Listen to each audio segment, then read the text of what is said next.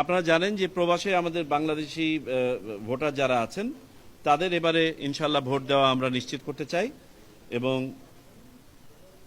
এবারের মাধ্যমটা হবে পোস্টাল ব্যালট। আমরা অতীতে দেখেছিলাম যে সময়ের অভাবে এই পোস্টাল ব্যালটের প্রভিশন থাকলেও আপনার ভোট সংগ্রহ করা সম্পন্ন করা সম্ভব হয় নাই।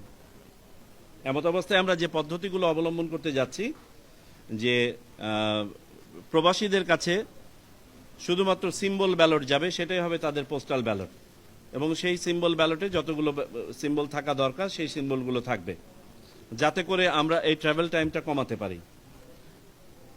প্রবাসীরা ভোট দিবেন সিম্বল যখন অ্যাসাইন করা হবে প্রার্থীদেরকে, তারপরে সেইভাবে তাদেরকে নির্দেশনা দেয়া থাকবে এবং উনিও সেইভাবে ডিক্লারেশন দিবেন। ভোট দেওয়ার পরে এটা ফেরত আসবে।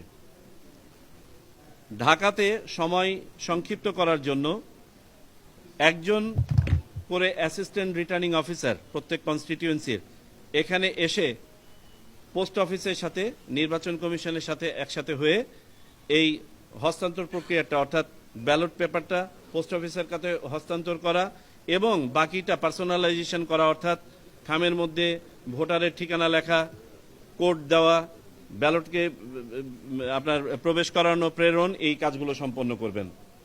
আর পুরো অপারেশনটা আমাদের বাংলাদেশ পোস্ট অফিস এটা সম্পন্ন করবে আমাদের কাছ থেকে ব্যালট পেপার সংগ্রহ করার পরে।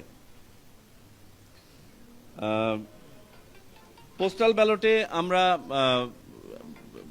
যে রেজিস্ট্রেশন প্রসেস আছে, আপনার এই রেজিস্ট্রেশন প্রসেসটা আমরা অনেক আগে থেকে শুরু করব, আমাদের শিডিউল ঘোষণার আগ থেকেই। আমরা দেখেছি যে রেজিস্ট্রেশন প্রসেসে একটু সময় লাগবে, বিধায় এটা আমরা আগে থেকে শুরু করব। এখানে আনুমানিক 3 সপ্তাহ সময় দেওয়া হবে। বিশ্বব্যাপী আমাদের প্রবাসী বাংলাদেশি যারা আছেন তারা যেন স্বাচ্ছন্দ্যে এটাতে আপনার রেজিস্ট্রেশন করতে পারেন ভোট দেওয়ার জন্য।